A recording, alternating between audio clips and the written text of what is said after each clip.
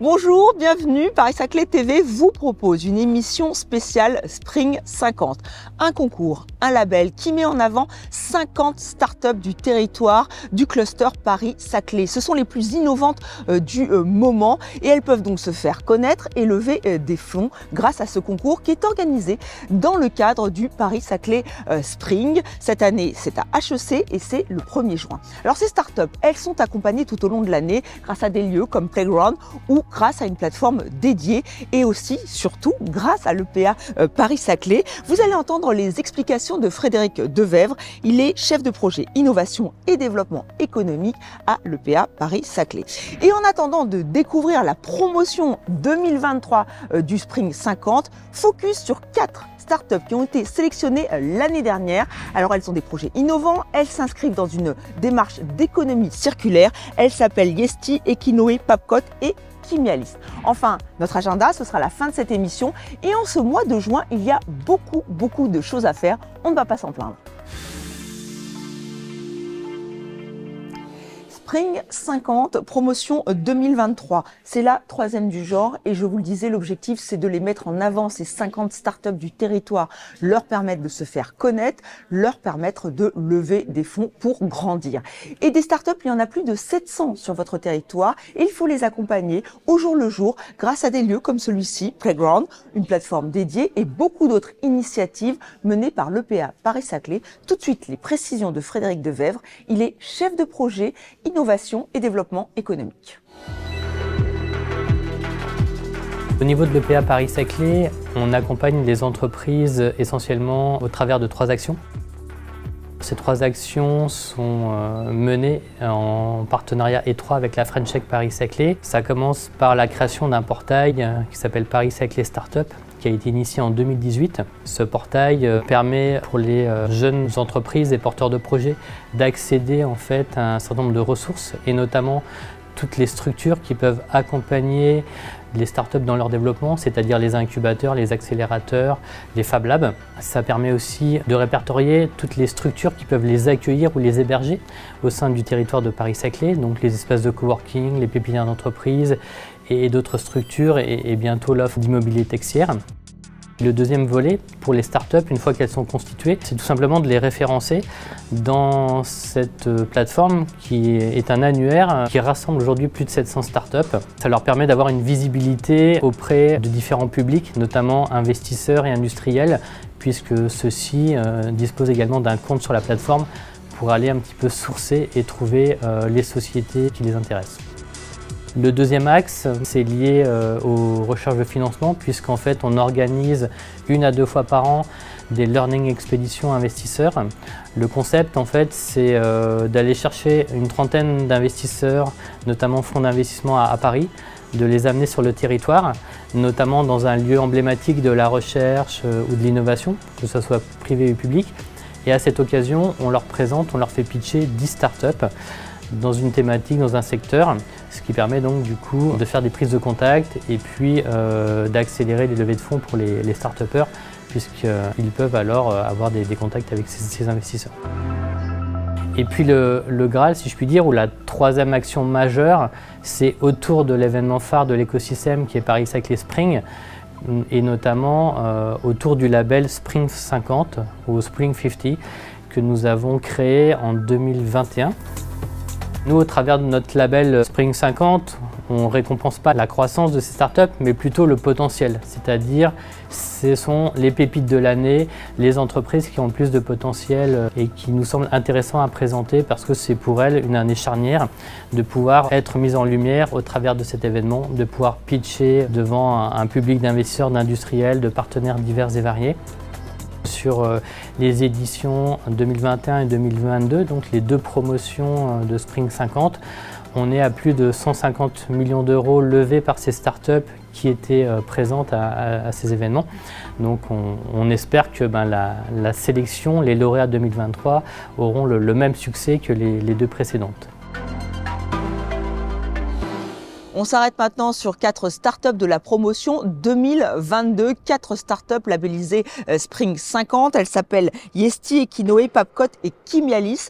Participer à ce concours leur a permis de se faire connaître, d'avoir plus de visibilité et surtout de se développer avec des levées de fonds qui ont dépassé le 1 million d'euros. Alors ces startups, elles participent à l'économie circulaire. Elles proposent des alternatives aux protéines animales ou encore aux emballages plastiques. Rencontre avec ces jeunes entrepreneurs en pleine ascension.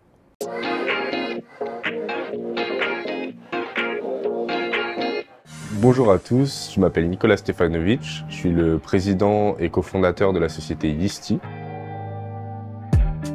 Ce qu'on fait chez Yesti, c'est qu'on revalorise un coproduit de l'industrie brassicole, les levures de brasserie, afin d'en faire des ingrédients sains, protéinés et savoureux à destination d'autres industriels de l'agroalimentaire qui vont pouvoir en faire plein de produits, comme des barres protéinées, des produits de nutrition santé ou même des galettes végétariennes.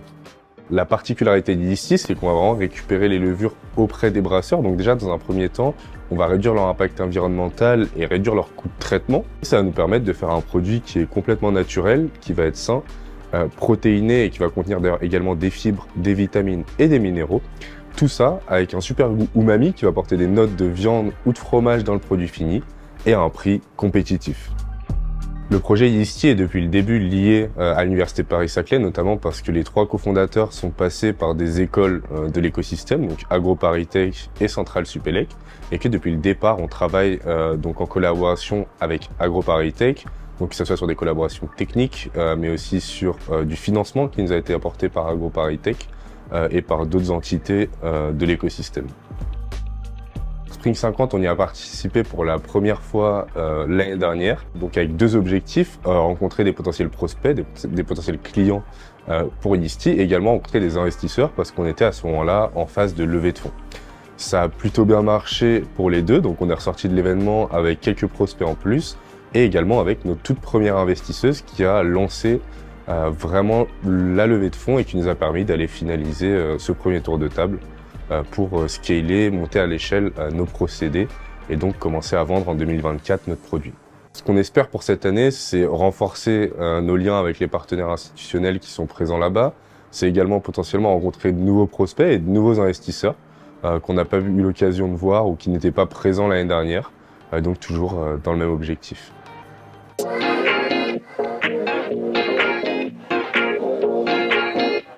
Bonjour, je m'appelle Herman Obras, je suis le président de la société Equinoé.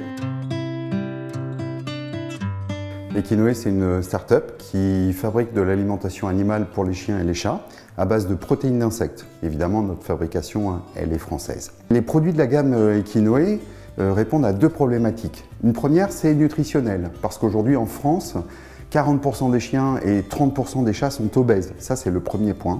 Et il y a un deuxième point, c'est qu'il y a à peu près 600 millions de chiens et chats sur cette planète. Et ces 600 millions de chiens et chats, figurez-vous, ils consomment à peu près 20% de la protéine animale produite chaque année, avec évidemment des conséquences environnementales. Et l'insecte, c'est la vraie solution à ces 2 problématiques. La première, elle est nutritionnelle. L'insecte, c'est aussi riche en protéines que le bœuf. Et surtout, c'est naturellement hypoallergénique pour les chiens et les chats. Les vétérinaires ont d'ailleurs des spécialités à base d'insectes dans leur portefeuille de produits. Et puis le second, c'est environnemental. Il faut savoir que pour produire 1 kg d'insectes versus 1 kg de bœuf, il faut en moyenne 8 fois moins de nourriture, 10 fois moins de surface, 30 fois moins d'eau et surtout ça émet jusqu'à 300 fois moins de CO2. Donc l'insecte, c'est vraiment la protéine de l'avenir, pas seulement pour les chiens et chats, mais aussi pour les humains. Et puis un dernier secteur pour l'aquaculture, parce que lorsque on élève 1 kg de truite ou de saumon, il faut savoir qu'on les nourrit avec 3 kg de poissons pêchés dans la mer. Or, ces poissons consomment à l'état naturel des insectes, près de 30%, et donc les aquaculteurs aussi travaillent sur ce sujet. En clair, ce que je suis en train de vous dire, c'est que la protéine d'insectes, c'est la protéine du futur. Elle est consommée tous les jours par plus de 2 milliards de personnes qui ne sont pas des néandertaliens ou des pithécanthropes, hein. Ce sont des gens qui sont en très bonne santé. Voilà, donc l'insecte, c'est l'avenir de l'homme et c'est l'avenir de l'animal et bien évidemment de la planète. Nous sommes hébergés au sein de la pépinière WIP de Gif-sur-Yvette. Cela nous a permis finalement de participer et de postuler au Spring Paris-Saclay 2022. Et nous avons eu la chance d'être sélectionnés dans la catégorie Food Tech aux côtés de 8 autres startups. Cet événement, il a eu plusieurs impacts sur notre société. Tout d'abord, il nous a permis de faire connaître nos produits, de faire connaître le bénéfice des protéines d'insectes. Première chose. Deuxième chose, il nous a permis de rencontrer d'autres startups et de partager sur nos problématiques ou nos opportunités. Et puis évidemment, un dernier point, c'est la rencontre avec différents investisseurs. Même si au moment où nous avons participé au Spring Paris-Saclay, nous n'étions pas dans cette démarche, nous avons maintenant un carnet d'adresses qui va nous permettre d'enclencher une levée de fonds sur l'année 2023.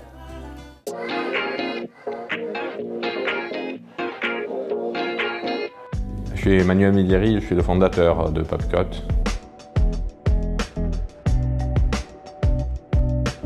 Est-ce que ça vous est arrivé dernièrement d'acheter de la nourriture surgelée ou des bonbons? Eh bien, vous l'avez acheté dans un sachet en plastique. Or, vous devez savoir que ce sachet en plastique n'est pas recyclable. Et ça ne le sera pas pendant les prochains 20 ans au moins. Et qu'est-ce qu'on en fait de ce sachet plastique? En fait, on le brûle. Dans le meilleur des cas, on le brûle. La grande majorité est finie dans l'océan. Et après, un microplastique, et après, on les mange. Et bien, ce qu'on fait chez Popcot, c'est de se débarrasser de ce plastique. Là, je vous présente un premier exemplaire au monde de sachet d'emballage surgelé complètement en papier. Merci à notre technologie qui transforme le papier dans le plastique, dans ses propriétés de surface, dans sa capacité d'être un bon emballage, de contenir des aliments, mais pas que, tout en gardant les uniques propriétés de fin de vie du papier. Donc le papier reste à 100% recyclable et 100% biodégradable. On est arrivé à Saclay il y a environ un an pour une initiative magnifique de l'EPA Paris-Saclay qui nous a mis en relation avec la French Tech Paris-Saclay et Danone, qui était plus ou moins un client, c'était quelqu'un avec qui on avait des interactions. Eh bien, Danone a décidé d'ouvrir ses portes aux startups. Et nous, on a pu s'installer dans un laboratoire de 40 mètres carrés chez Danone pendant les derniers 6 mois. Et cela nous a permis non seulement de faire de Danone un vrai client de Popcot, non seulement d'engager des projets, mais aussi d'intégrer dans son entièreté l'écosystème de Paris-Saclay. Et quand je dis l'entier écosystème, c'est Total, c'est AgroParisTech, c'est NanoInnov, c'est toutes les structures qu'on a la chance d'avoir autour, avec leurs experts, leurs scientifiques, leurs outils, leurs machines, leurs microscopes. Voilà, tout ça, ça a permis à Popcot de faire un bond en avant. Non seulement en commercial avec Danone, mais aussi avec voilà, de la recherche, de ce qui est notre cœur de métier, ce qui nous nourrit, ce qui nourrit nos produits et nos clients, enfin. Popcot, aujourd'hui, a 2 ans. La société compte 5 employés et on est présent en Chine et à Paris. On est en train d'ouvrir nos opérations aux États-Unis et pour cela, on lèvera bientôt des fonds, ce qui va être la première fois pour Popcot. Jusque-là, on s'est financé uniquement merci à nos clients. Et ce qu'on cherche le plus maintenant, c'est pas autant des ressources et des financements, ça c'est évidemment bien utile, mais ce qui est clé sont les gens, les talents. Et je suis confiant qu'à Paris-Saclay, on pourra trouver les bons talents.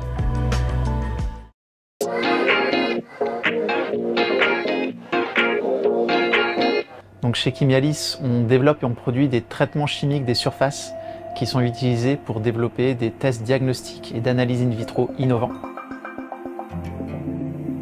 On est une équipe de 8 personnes aujourd'hui.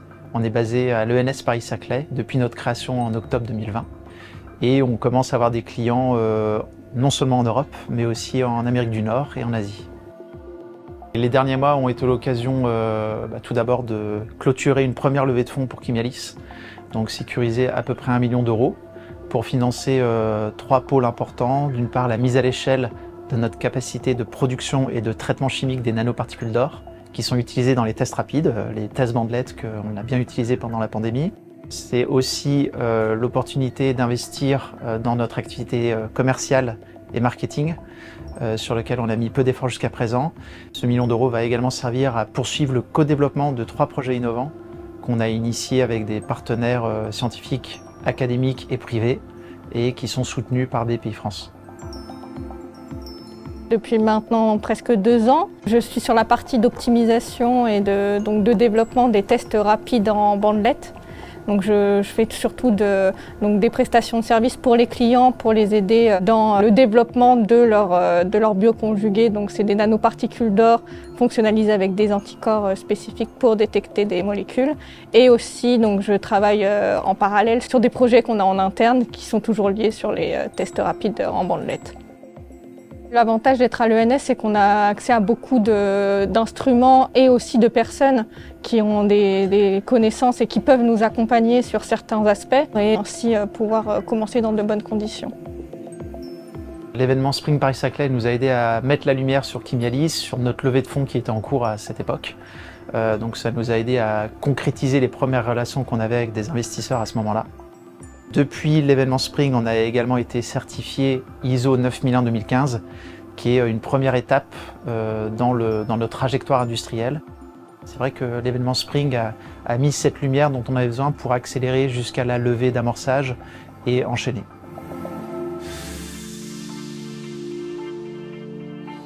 Notre agenda à présent, le moment, le rendez-vous à ne pas manquer, bien sûr, c'est Paris-Saclay Spring. C'est le 1er juin à HEC Paris à 9 h et le lendemain pour les inscrits au circuit de l'innovation, il est toujours le temps de s'inscrire.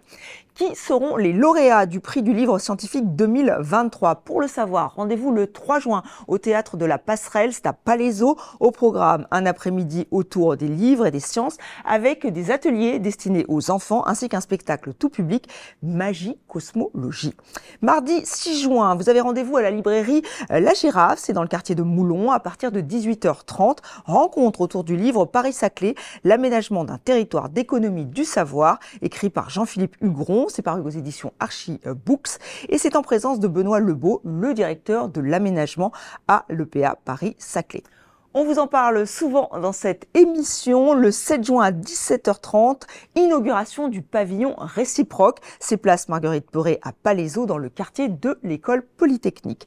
Et on a aussi beaucoup évoqué les startups dans cette émission spéciale Spring 50. Eh bien, sachez que Saint-Quentin en Yvelines lance un nouvel appel à candidature pour intégrer l'incubateur SkiCube.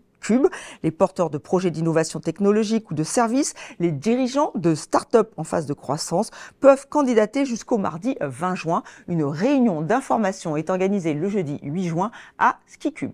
Allez, on n'oublie pas les sportifs avec les Olympiades Paris-Saclay, un week-end sportif et festif pour toute la famille. Les 10 et 11 juin, rendez-vous sur le plateau de Moulon pour un tout nouvel événement organisé par l'agglomération. Un week-end en plein air où il fera bon chausser ses baskets ou prendre son vélo ou les deux. Et enfin, si vous aimez le théâtre, si vous aimez Molière, Versailles célèbre la 27e édition du mois Molière. C'est un mois de théâtre et de danse dans 60 lieux différents. Alors pour tout savoir, un seul site, moismolière.com. Et voilà, c'est déjà la fin de cette émission spéciale Spring 50. On a hâte de vous retrouver pour vous dévoiler le palmarès, pour vous dévoiler les 50 startups retenues dans le cadre de Spring 50. Revenir aussi sur cette nouvelle édition du Paris-Saclay Spring. À très bientôt.